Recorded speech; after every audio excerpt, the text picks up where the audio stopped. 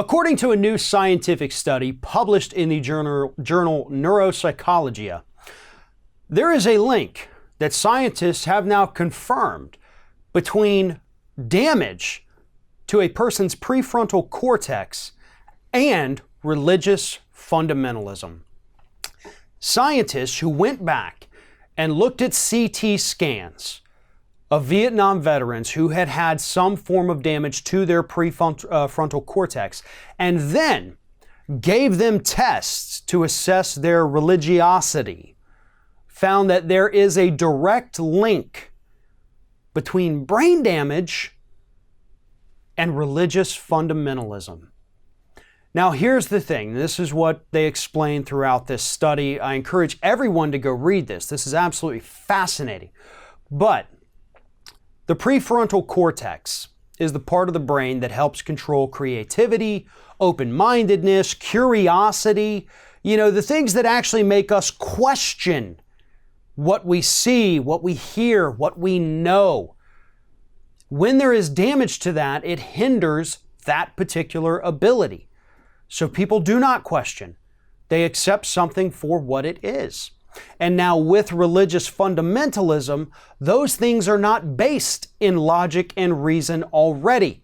And they have found that people who are fundamentally religious do not question those beliefs at all, ever. And now they believe they may have found out why.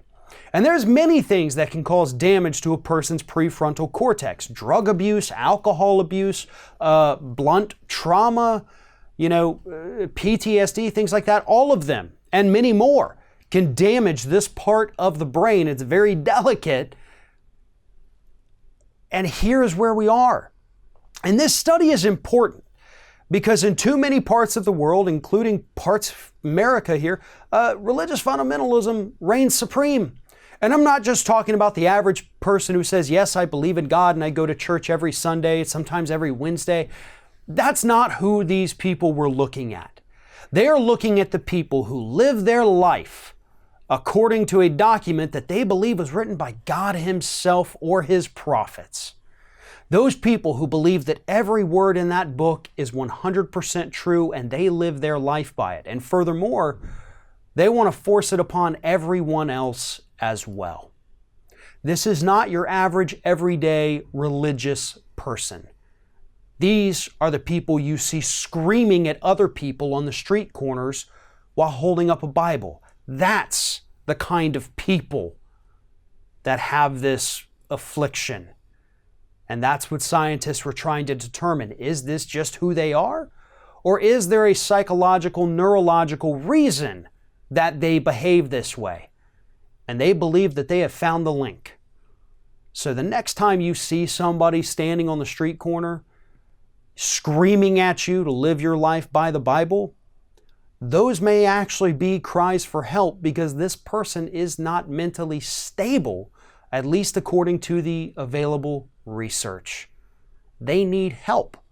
And this is a problem that has to be addressed. Scientists are discovering more and more. This is not the first study that has linked brain damage to religious fundamentalism in the last 12 months. And I don't believe that it's going to be the last one that we see of this. The link is becoming clearer and clearer. These people need help, and scientists are doing what they can to help them. But at the same time, this, and I cannot stress this enough, this is not an attack on religion. This is not an attack on the way anybody lives their lives. What you do in private is fine. You want to go to church? Go to church. Believe in God. I don't care. It doesn't bother me or affect me either way. But it's when you come out and you try to impose your beliefs on another human being and you refuse to question anything about those beliefs, that's when it becomes a problem. That's when it goes to full-blown religious fundamentalism, and that right now is what scientists are trying to fix.